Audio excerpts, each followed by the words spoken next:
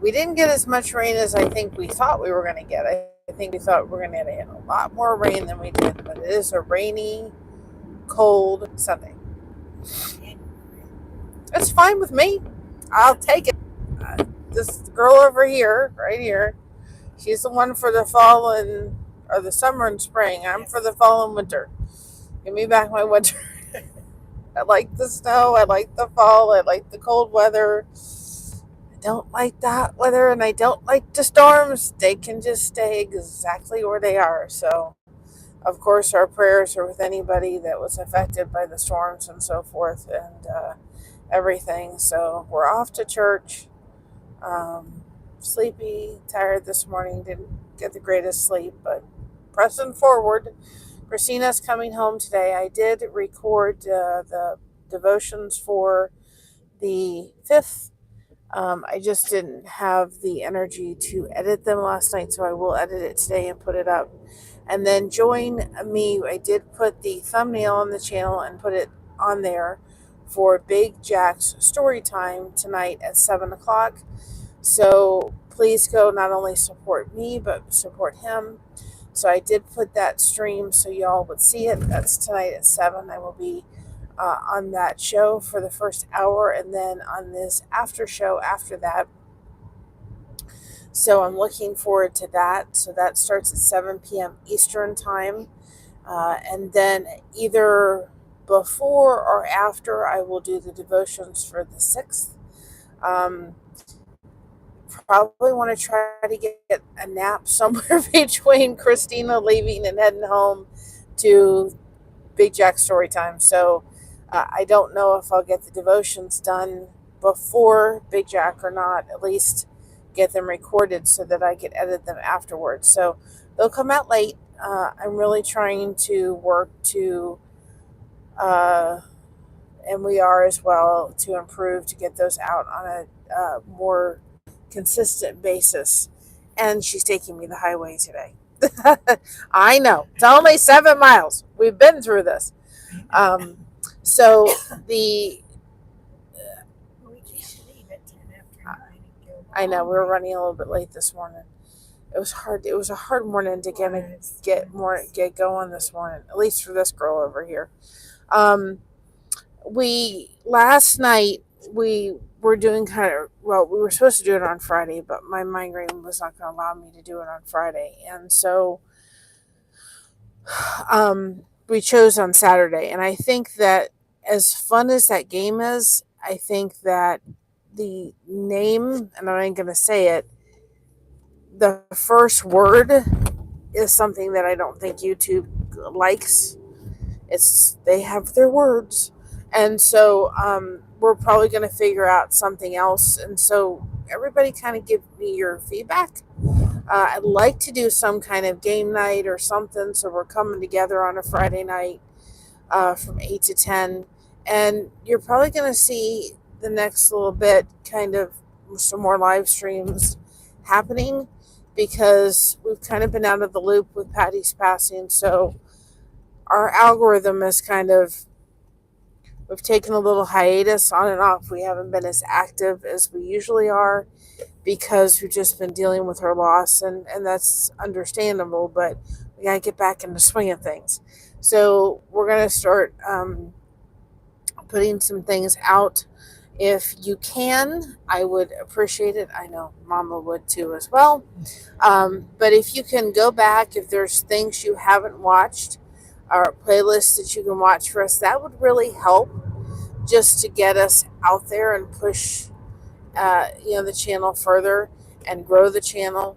So if you can, go back to some of the previous lives and so forth and watch them. There's a lot of really good content. So we're gonna kind of some schedule for the next little bit, some lives going forward, so that we can get back in the swing of things and get the algorithm back. YouTube does wonderfully to send out notifications, and sometimes it doesn't. So check and make sure you're subscribed. Make sure that it says all as far as the notifications, so you're getting all of us, especially when we go live. And we'll get back in the swing of things. You know, I think that when you're going through a loss of anybody in your life, you go through the stages, and we're all going through them in our different ways. I'm really thankful that she's no longer hurting, but I miss her and all those kind of things. And it'll happen. And there's going to be rough days. There's going to be days that are harder than others. That's just part of the grief and loss part. But we have to keep pressing forward. And we can't certainly do that under our strength. We have to do that under God's strength. Of course, with the storms that have happened, um, for people that suffer with migraine headaches, they haven't uh, been very nice on migraines. I'm not the only one that has kind of struggled. Josh has had some inflared, inflamed migraines a little bit, and I think that's just because of all the storms coming through and the change of seasons and all that kind of stuff. So, uh, just part of the whole thing. But when you deal, of course, with a chronic illness like I do, you have your really good days and you have your not so good days. You have your difficult days, and you have to navigate through that and deal with it as best as you can. And it's hard to plan sometimes day by day because you don't quite know how you're going to feel. And that's a real hard way to live, you know, because you're going to think, well, I hope I can do this. I hope I have the energy to do this. I hope there's not going to be a migraine that's going to creep out of nowhere. I hope that I'm not going to be hurting too much. And,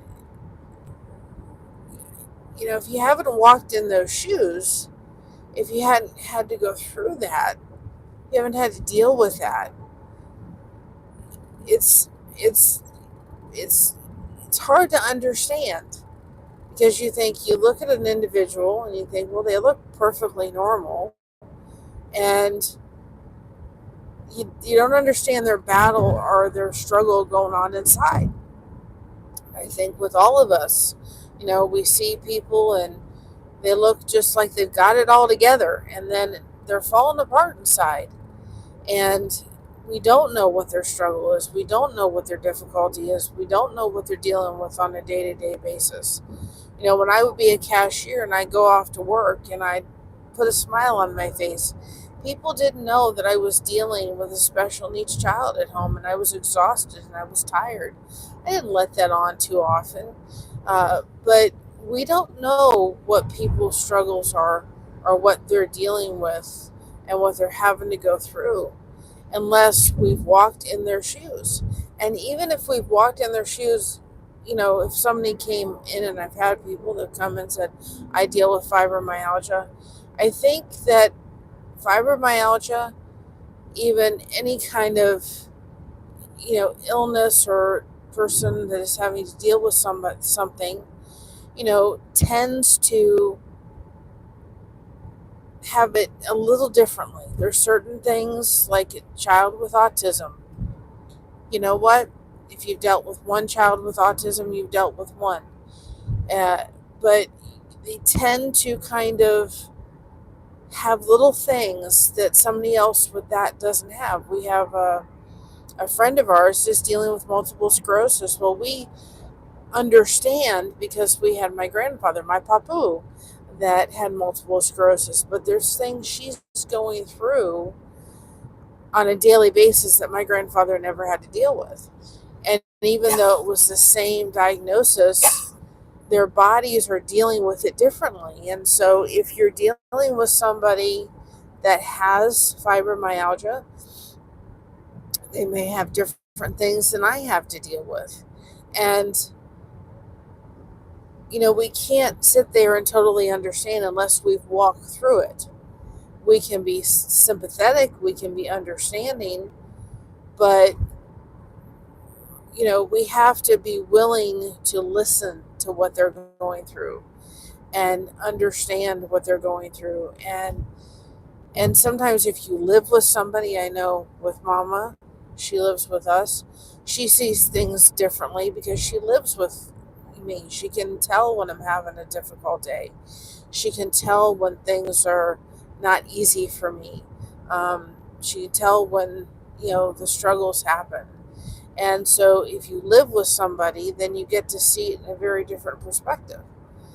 Um, you know, our devotion for yesterday is dealing with our grief. And the picture that we chose for that one was a picture of Christina holding Abby. And one thing that I didn't say within the devotion was this. I remember my mother saying after Abby passed away and we had to make that hard decision, she said, it's not that I didn't feel like people who lost a pet, you know, that they weren't upset and they weren't sad and they weren't, they had every right to be those emotions and feel that. But she said, I didn't understand what it was like. I'd had, you know, I the family members of mine had pets, but she said I didn't get it until we had a pet that we had loved for 15 years. And it was like losing a member of the family. And she said, I didn't understand it till I went through it. Not that I wasn't sympathetic, not that I didn't understand, not that I'm sure it was painful. She said, but until I walked through losing Abby and understanding that it was what it was like to grieve the loss of an animal, she said, I really didn't understand it. And that's very, very true. And I didn't put that in the devotions. I thought I probably should have last night and so forth. But we don't understand what somebody's going through until we've walked in their shoes to some degree. And she said, I understand it in such a different way. I understand it in such a different perspective. You know, uh, I didn't understand what it was like to help to raise a child on the spectrum or have, that those issues. And she said, but once raising Christina and helping you with that and being a part of that and going through it, she said, I understood it in a very different way.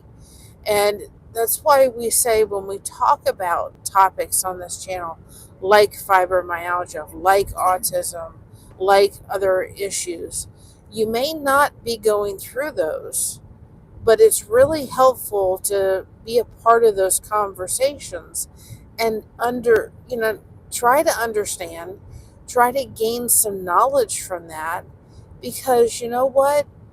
That helps when maybe you meet somebody who has a child with autism, or you have a family member that all of a sudden has a child with autism, or you meet somebody with fibromyalgia or something like that, or you know, maybe you're not caregiving for an adult, but we've caregived for an adult. We've taken care of my dad with dementia. So being a part of those conversations can be helpful, because then you can say, well, I can understand this. I can have some kind of knowledge of this. I can kind of, I've heard somebody talk about this, so there's a little bit more understanding when somebody is talking about that. There's a gentleman, and he's pretty big on YouTube and so forth, and he has an elderly father, and I'll watch him. And his father recently fell and ended up having hip surgery and is recovering from that, but he also has dementia. And I can be very understanding because we went through it, as he's talking about things, going, yeah, I totally get that. And sometimes I think one time somebody said, well, he keeps asking for his keys, and they had to take the keys away because he was trying to actually put them in the car and he can't drive anymore. And people say, why don't you just give him his keys? And I'm like, I know exactly why. We had to take my dad's rings off his fingers because he was actually trying to eat them. He didn't understand what they were anymore. And I'm like, I totally understand. And so, the firemen came to, of course, take him out of the car, help him out of the car, and they have a fall prevention program and help him in the house and so forth. And they knew what to say because this gentleman said, "Well, where's my keys?" And they all said, "Oh, they're in the house, sir." And it's because they've watched his channel and they know what to say. And we did that with my dad. Oh, they're this or they're this place, or you know, one time I know my dad said, "Oh, my mother's coming for dinner," and instead of correcting him and saying your mother's no longer here, my mom just kindly said, "You know what? Thank you for telling me. Look forward to seeing her," and so forth. And within a few minutes, he forgot, and went on to the next topic he was thinking of in his head. But if people are a part of those conversations, even if it's not something you're immediately dealing with in your life, you may deal with it down the road. You may have a friend down the road that's dealing with it. And they're important to understand because what happens is it helps to give a little bit of compassion and understanding and knowledge of what somebody is going through. And, you know, the important part of this channel is I know it says crochet in the title. And there's been times where we've talked about maybe we should change it to Blessed to Connect. But if you want to change, it's B2C. If you want to change it to Blessed to Connect in your head because you don't crochet, go right ahead and do that. It's not about the crochet, it's about the connection. We crochet connection, no crochet hook required, because we know people are going through all different kind of things in their lives. And we know how important it is when you're going through those things that you have support. God never intended for us to be solo creatures. He intended for us to have people beside us, to come beside us, to support us. Hi, Aquarius, how are you? To support us and be able to be there.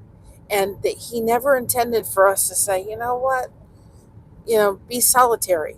He intended for us to come together as a support system, and that's what this channel is all about.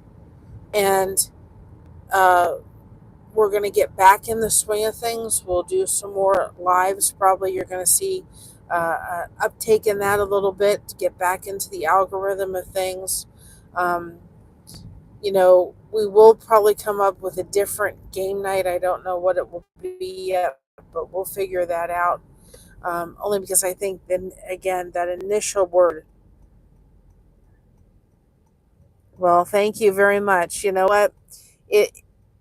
I really am trying to say to people, listen, I want people to get past looking at the name of a channel. Get past looking at the name. We're in front. This is how you know you're in farm country. You're on your way to church. We're on a hill. So we're on a hill. We can't pass the farm equipment. We can't see. Mom, you took the highway for what? She took the highway, but we can't get past. But this is how you know you're in farm country, right? Yeah. But she can't see past the hill, so she can't safely go by. But well, we need the farmers. So yes, we need the farmers, absolutely. But I want people to kind of go past a little bit. I can't see. Nope. There's a car coming. Anyway, get past the fact that get past the name of a channel and start looking to what they're doing. Are they sharing? Or are they participating in other communities? Are they, giving shout outs? Are they being supportive of other channels? What are they doing on their channel? Are they having lives? Are they having discussions and all those kind of things? What are they doing on their channel past their name? And so we have to look at things and say, okay. He's going to turn the other way. So. He's going to turn that way. There we go. There we go. Onward and upward. So I want people to get past the name of a channel. Start focusing on the channel itself. What are they doing? What's the core of the channel? Because at one point, when we get to a certain subscriber thing, even now, the name really doesn't matter. The community matters. And it's one thing, of course, I'm going to talk about tonight on Big Check Story Time is about community and focusing on that, focusing on building a community and what YouTube can really do to help have that support. So with that being said, we're almost at church. So remember, be proud of being yourself. Everybody else is taken. We got you covered. Thank you so much for having us covered, and keep crocheting that connection. No crochet hook required. And remember, today is the day the Lord has made. Let us rejoice and be glad it is. Have a great day, everybody. See you tonight on Big Jack Storytime, and have a great day. Love you all. Bye-bye, everybody.